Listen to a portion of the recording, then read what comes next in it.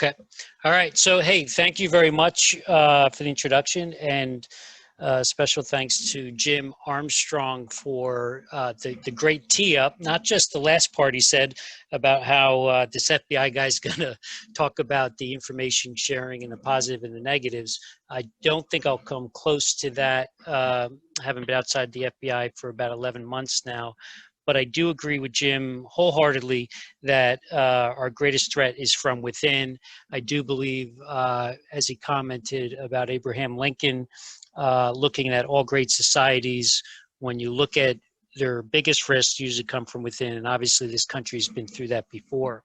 What I'm going to do today is hopefully give you a sense of where that threat, that internal threat, has progressed over the last 20 or so years, certainly from the threat from 9/11, where we were, how we looked at that very generally up until today, and really what we've seen in the last couple of years, specifically with the online threat, turning to the physical threat. I'm not going to talk about specifically domestic terrorism, but certainly I think you'll pick up domestic terrorism themes and issues throughout my presentation.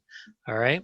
So, as Jim said, and I was introduced, I was with the FBI for 23 years, having last served as the Assistant Director for Counterterrorism. In that position, I did a reorganization, although I called it a realignment, within the FBI to focus on domestic terrorism. As I came on that job in February 2018, we certainly had several events that occurred, the New Zealand Christchurch attack, some other attacks, and we still had ISIS was at the forefront, and some of the networks over in Syria were still looking at us. But I saw the threat from within the U.S. and the domestic terrorism, realign some of our resources, realign some of our strategies to deal with that. I'm going to walk through some of the things I've seen, certainly over the last couple of years, on where that threat is. And you as a Chief Information Security Officer or someone in a company might behoove you to look at how you as a company, as a family, as a friend to someone should be on the lookout for the indicators that we're seeing all too often in the threats we're seeing in the U.S. Just to give a shameless plug for Global Guardian, when I went to at least think about leaving the U.S. government and the FBI, a career I loved, I knew the things I couldn't do. And so I found my way to Global Guardian. And what I've been doing here over the last 10 months is really with high net worth families and companies, looking at those threats online, dark web, deep web, social media, and then where we need to enhance those securities, both online, working with Jeff Stutzman and others to shore up cyber defenses, but then also on the physical protection side and how you can mitigate those risks as people are stalking you or threatening you online, you and your family. So that's what I've done here, and my presentation will be focused on that. To give you a sense, when I left the FBI, this is what I was confronted with a few years ago. You know, if you think about it, in one 9-day period, we had the attack in Walmart, the shooting down there in El Paso. We had the shooting in Gilroy, California with the Garlic Festival, and we had another shooting within 24 hours of the Walmart shooting up in Dayton, Ohio at a bar area. And when I look back at those three cases, all single actor, lone actors, all, you know, to use the word radicalized, certainly disenfranchised from society, found a grievance that really triggered them, set them off. And in each of those cases, either purchased a weapon or obtained a weapon, but the weapons were purchased legally in the sense of where they were originally purchased. So that was the threat we looked at there. The bottom right corner case was an interesting one as well. That was Cesar Sayoc, and that was the mail bomb plots that Cesar started to send mail bombs to media officials at CNN, Democratic politicians, some others, in October 2018. And then in the upper right corner is the Tree of Synagogue shooting. when you look at the grievances and the threat environment, the Garlic Festival reference to technocrats, Silicon Valley, Mexicans, certainly an anti-immigration platform for what the shooter was looking at. The upper right-hand corner with the Tree of Life Synagogue in Pittsburgh, again, anti-Semitic, but also anti-immigration. Looking at European ethnicity and trying to preserve European ethnicity, but certainly an anti-immigration stance to that. The Walmart shooting down El Paso, also anti-immigration from an individual who was disenfranchised in society and actually traveled south into Texas to El Paso for that shooting. And then Cesar Sayoc, again, anti-immigration, to say white supremacist, certainly racially motivated, violent extremist who was lashing out against politicians due to their immigration views and other views. So that's really, if you look at the temperature, if you will, back in 2018, 2019 timeframe, that's what we were looking at. And certainly, you could almost make the argument with COVID, international terrorism, COVID, the one thing it has done is decrease international travel, so decrease the threat from international terrorists, foreign fighters coming from overseas and traveling to conduct attacks, but also their ability to recruit, to get over to Syria. So ISIS, as much as they've been shot down hard, the concern is they could always reform somewhere else. They've done it before, and I'm convinced they'll do it again. But COVID really has done a good job of hindering their ability to travel. And as they have become very OPSEC with messaging, sometimes their messaging is word of mouth and it's person to person, which can be hard to detect. So it's actually the one thing from COVID that has had an impact is international terrorism. What it's had the opposite effect, I would say, is on the domestic terrorism front, and certainly the United States, and the discourse that was not trending in the right direction in the United States has arguably gotten worse. So to talk about the evolving nature of the threat, if you go back to 9/11, certainly the U.S. intelligence agencies caught off guard, lack of coordination. 54% of the U.S. population used the internet at that time. It wasn't mainstream at all. Obviously today, 90% of the adult population uses the internet. Go back to 9/11, what you looked at was a conspiracy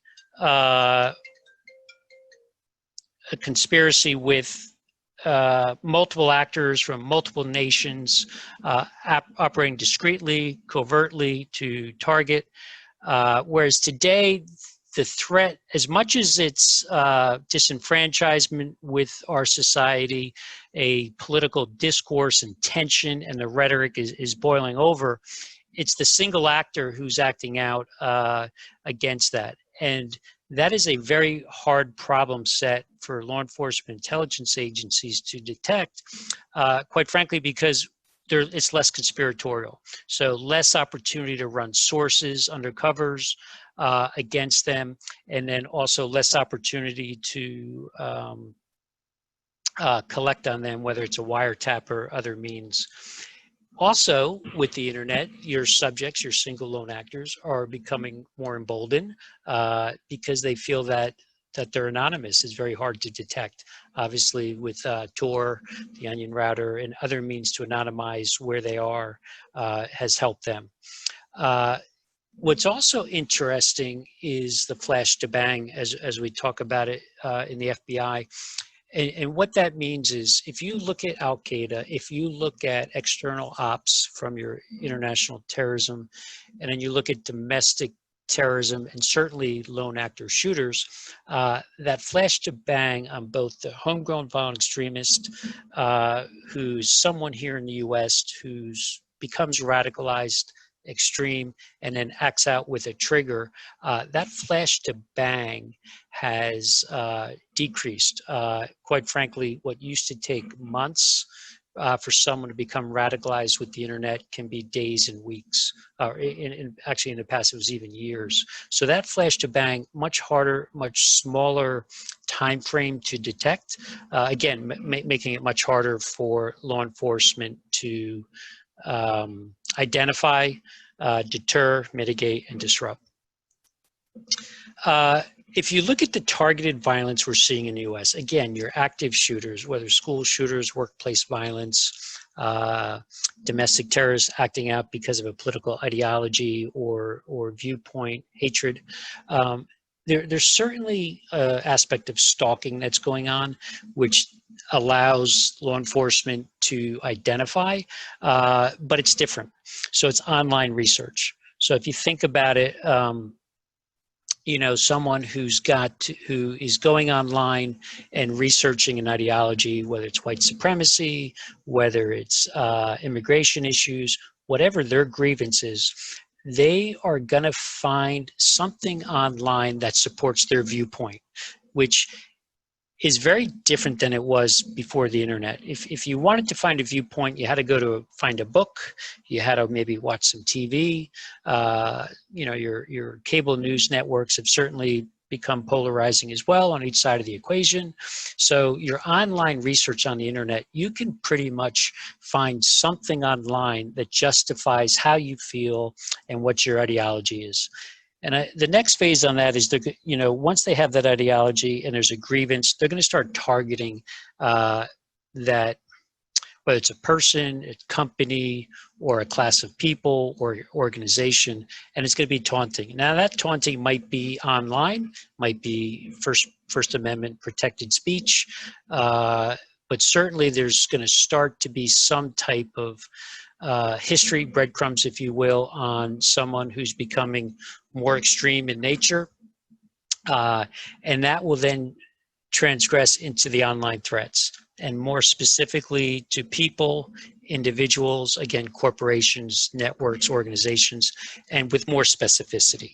And that's always been the issue, both from a law enforcement perspective, from an intelligence perspective, the threats, where it crosses from First Amendment protected speech to even online, where you can threaten someone. If you look online, there's a lot of hate out there for sure, and hate is not a crime, but it's when those threats become specific where there now are laws on the books. Certainly federal, there's a few, but more likely you're going to find laws in the state system to use to disrupt that person, to arrest them.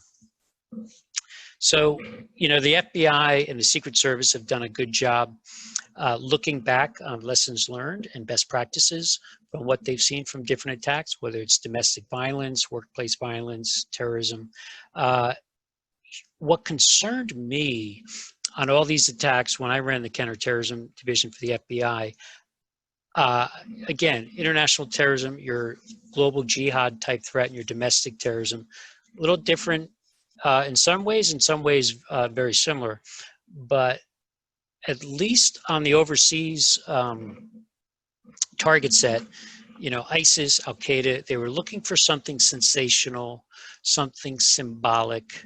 On your domestic terrorism, for sure, history has shown us they've done that as well. Timothy McVeigh, Oklahoma City bombing, and others. But your individual lone attackers that we're looking at, that are more of the threat today, that are under the radar, most of those attackers used a firearm.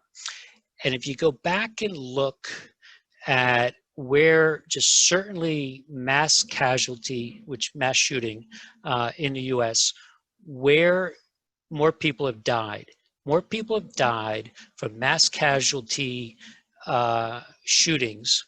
Now, not counting 9/11, of course, or you know, the bombings, the Oklahoma City bombing, but just look in the last 4 to 5 years. You know, even go back even 6 years. More people have died from mass shootings, someone with a weapon, usually obtained legally, than they did from a bomb. And if you look at the IEDs and the bombs we've seen in the US, certainly the Boston bombing, the Boston Marathon bombing, the Chelsea bombing in September 2016, followed by the bombing in the Port Authority subway in New York City. And we've certainly had others that were thwarted. Quite actually a fair amount of conspiracies and lone actors looking to use IEDs in the U.S. So it's not that they're not looking to use them. It's just it provides law enforcement a better vector to identify them because of what they have to do to use IED. What do I mean by that? If you're going to use an IED or a bomb and you don't know how to make one, you're going to have to research it. You're going to have to go buy precursors. So if you're going to go to Amazon and you're going to ask for ammonium nitrate, and they have an algorithm that says, well, don't you also need ball bearings for the IED you're making? We call that a clue in the FBI. And so those type things where you have to go buy specific materials. If you're checking out at a Home Depot and you bought nails and then you asked for PVC pipe and then you didn't know what kind of, and you came back and asked the sales representative, do they sell gunpowder? Stuff like that are things that the Home Depots, the Lowe's, your big box stores are all trained through tripwire indicators. So we get a fair amount of clues through them as well as on the online side. So the bombs and the IEDs did not scare me as much as the individuals who were radicalized who had access to an automatic weapon or semi-automatic weapon. Just from the casualties that would come from them. So that's a difference there. Most people, are motivated by some type of grievance to their situation. Now, whether you're an Islamic terrorist overseas, in the US, a homegrown violent extremist, a domestic terrorist, a white supremacist, for the most part, if you look back, there's somewhere, sometime you felt disenfranchised, likely outside the core group.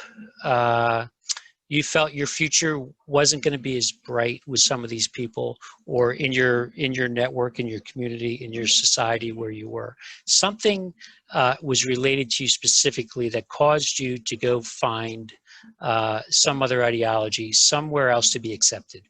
And that's how terrorism, that's how Al-Qaeda for sure, ISIS, even more so, AQAP, Al-Qaeda in the Arabian Peninsula, that's how they recruited. And they were quite good at it. Same thing with white supremacists and extremists here in the US. It's the ability to bring people into an ideology because those people are looking for something better than what they have. So to go back to Jim's point in the beginning, where the greatest threat to the US is from inside, I truly believe that.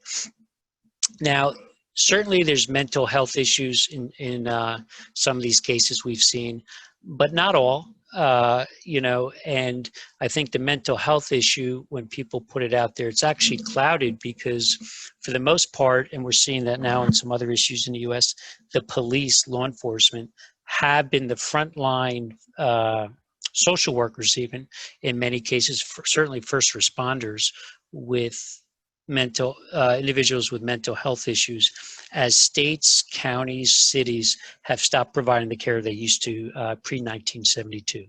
And if you go back and look from a policy perspective, many states' budgets stopped providing the type of mental health care they used to. You could disagree with the type of care they provided, but at least they were providing more mental health care than they did after 1970s. And that's when you saw a skyrocket in the prison population in the US.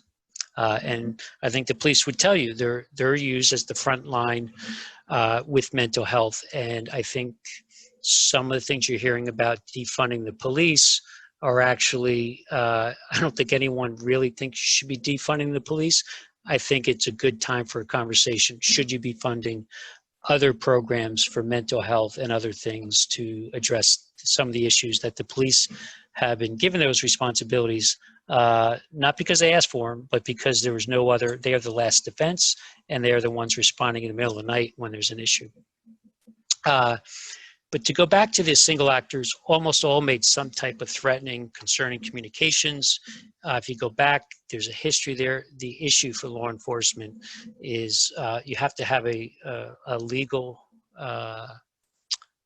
justification to be monitoring someone. And again, hate rhetoric is not enough to get a Title III warrant or a FISA warrant. So an example, if you just think, and I'm not trying to show one side or the other. I think on Antifa as well, there are these movements within the U.S. that are certainly gaining traction for their trying to be divisive, certainly. But QAnon, obviously something that started only a couple of years ago, but as their rhetoric, their ideologies, their conspiratorial language about different people and conspiracies became more specific and threatening, and they're actually inspiring violence more and more. When law enforcement starts looking at them because they're justified to do so, maybe through arresting people and interviewing them, debriefing them, they tend to switch to other platforms. So, and we saw this with Al-Qaeda and others and ISIS. The more you know about something and the more you go out to disrupt it, the better they're going to get, and they're going to take their OPSEC, their operational security, to the next level, and it'll become harder and harder to detect. But Jim brought up a good point with the social media companies, and I think it's gonna be interesting how it plays out. It's been playing out now for a couple of years. It'll be interesting after the election if it changes any vector. Regardless of who wins the presidential election, I think it'll be an issue in 2021 for both social media companies and laws on how they will address it. You have Facebook, Google, Twitter are all set to testify in Congress before the election. Obviously, there are election concerns about not just the political discourse and true information or falsehoods, but also overseas influence, state-sponsored influence, and then the social media companies. Have they been given a ride and an out, if you will, on what policies they need to have to govern their platforms? I can tell you from the terrorism side, and when I dealt with the social media companies, I was the assistant director for just under 2 years. Not really a long time, but the longest time for anyone since 9/11. So it kind of just tells you the operational tempo at different times that people have gone through there. And I will tell you, the social media companies did have a change in direction on how they were dealing with their internal policies on what they would allow regarding hate on the internet, because the First Amendment is important. And I talked about weapons. The Second Amendment is important too. The problem is hate and access to a weapon. And if you have a lot of hate and you have a lot of weapons, that's usually a lot of FBI surveillance if we have a predicated case. We can't predicate a case just on hate. We can't predicate a case just on weapons. But when you have those things and we can predicate a case for other reasons, that's a lot of resources to follow those people, because once you have capacity and intent, you can act at any time. So I do think over the next year, certainly social media company policies and Congress, hopefully, keyword hopefully, will take up the issue. There's been a lot of talk in Congress about it, but just not a lot of action. What are the challenges to detect and disrupt these single lone actors? They use the internet to find other like-minded individuals. So if they can find the rhetoric online, they read it, it inspires them. Maybe they don't even have to talk to someone, but they can find others. Telegram, Discord, other platforms are out there, are used by many of them to do that. I said before, it's hard to detect from a collection, from sources. The internet allows, it certainly did in ISIS's case as well, and Al-Qaeda to an extent. It allowed actors who in a normal environment would get the crap beat out of them for what they were espousing. If they were just in an environment, whether it's a workplace or school. But once they're on the internet, they feel emboldened, as I said before, and being anonymous, they tend to just up their game as far as what their threats are and the rhetoric.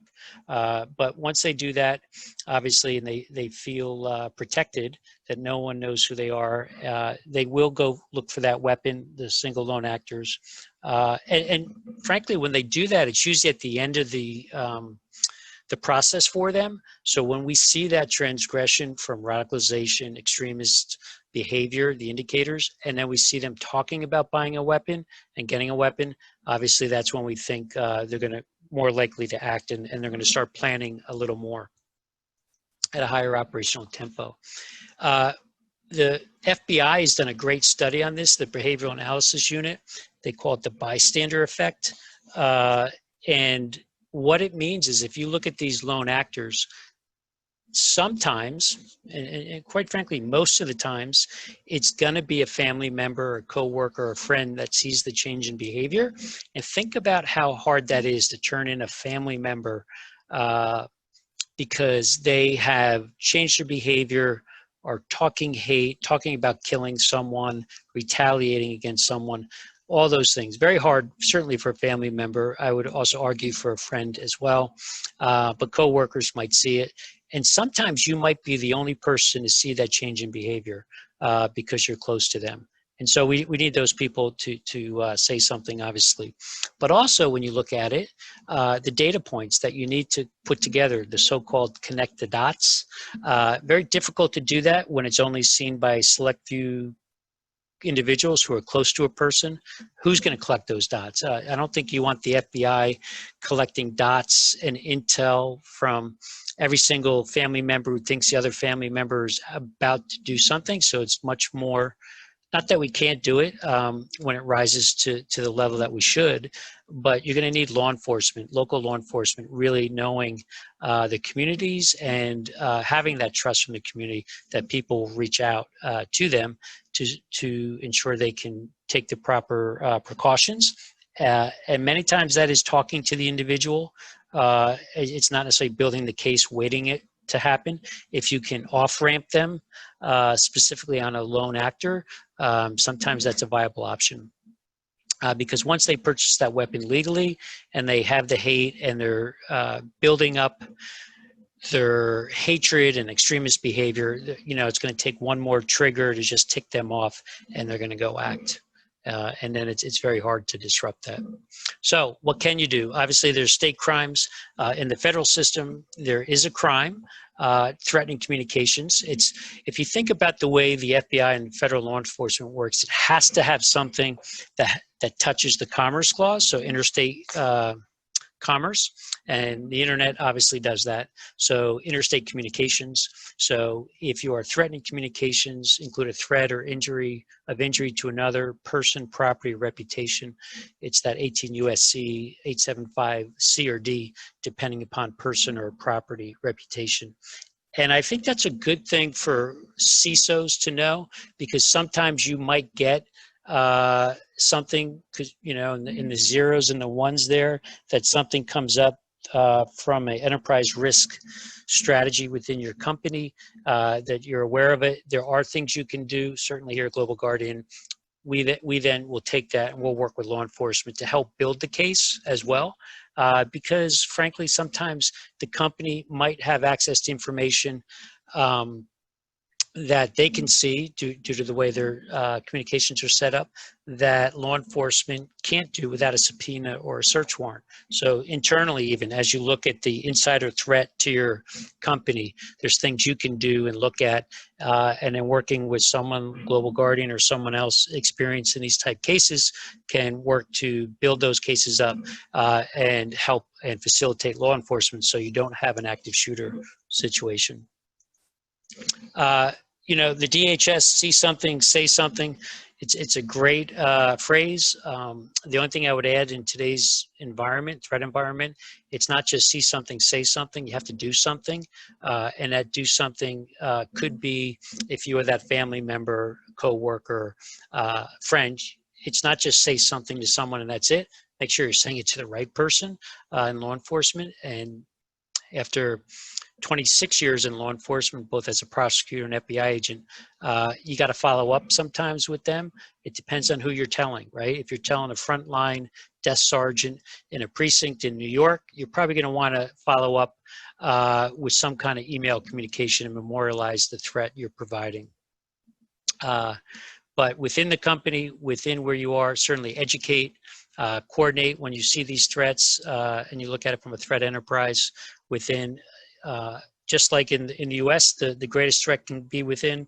For a company perspective, certainly in COVID, certainly in layoffs, I think we're going to see a lot more coming of these type of threats, lone actors, as we come out of COVID and people are disenfranchised, laid off, furloughed, and have the ability to move around more. You're going to start to see more and more of these lone actors acting out. I don't think you've seen as many during COVID, partly due to the travel, not necessarily restrictions, but people aren't at work.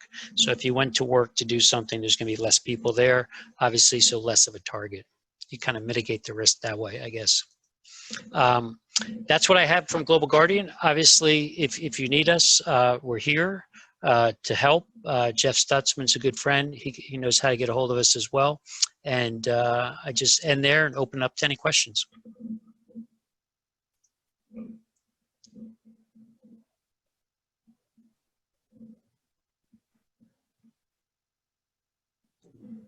And Mike, thank you so much for that presentation, sir. There are a few questions. So the first question, state red flag laws, do these aid or hurt the frontline law enforcement case? And I honestly do not know what those are. So hopefully you do, sir. Yeah, so they started coming around after some of the larger shootings for prohibition for possessing a weapon and mental health issues to do that. Yes, I mean, I'll say anytime you can have another tool in the toolbox is what we say to disrupt these lone actors. So red flag laws absolutely help. You know, there's no true domestic terrorism statute in the U.S. There are statutes that talk about domestic terrorism. There are statutes that talk about other type crimes. So most of these lone actors, when they're arrested, they're going to be arrested predominantly on what's called a 92 charge in the federal government, 18 U.S.C. 92. There's G, F, all these different ones, but it's felon in possession. It's a person in possession of a weapon near a school, whatever it is. So anytime you can get the weapon away from an individual who has intent and capacity is obviously a good thing. To do that, obviously someone who's intending to kill someone or seriously injure them, there's certainly the Second Amendment. But yeah, I do believe, I'll say it here, and I'm sure I'm in an audience where half the people would disagree with me, but I do believe the United States government needs stricter gun laws, gun checks, background checks, and also the type of weapons someone can buy. So. And I put that out there, having lost friends who were killed in shootouts and seeing too much death over a 25-year career as a prosecutor and in law enforcement. That was a good answer, sir, and I understand and sympathize with you on those losses. The next question, sir, this kind of rolls into the first question. So what is the biggest challenge of balancing America's right to privacy and national security? Sure. I mean, it's a good question. First, I don't think, and this is Mike McGarrity speaking, I'm not with the FBI, but the FBI does not want to be the thought police, and nor should they. So that notion, one, they don't have it's so far against who we are as a country, so far against who we are as the FBI is as an organization. The mission of the FBI is to protect the American people and uphold the Constitution. So the First Amendment, as much as I will address some of those issues, I'm a firm believer in the Second Amendment. I just think our founding fathers had a different sense of the right to bear arms would be and where we are now with technology and progress. But the thought police and the First Amendment, your ability to speak. I think you have to be careful with that, hindering that. And that's why I think it's going to be interesting with the social media companies and Congress coming together. I do think the social media companies, once hate gets specificity to a person and there's violence, different, the UK has laws for incitement, but quite honestly, those laws, no one goes to jail for a long time in the UK on those laws. So I do think that 18 USC 875 charge is a good one. When you get that specific that you're looking to cause bodily injury to someone, yeah, I think we need to take you seriously, and there should be a charge on that. But the FBI, law enforcement, does not have the capacity, the manpower, if you will, to look and review everyone's email. We can't. Technology-wise, legal-wise, capacity-wise, we'd be going down a lot of rabbit holes. But you do need data points. I do think, school administrators, law enforcement, the FBI, intelligence community, NGOs need to come together and look at all, get with these individuals at a younger age when they appear disenfranchised, and figure out a way to get them back on track and mitigate it that way. Good answer, sir. Appreciate that.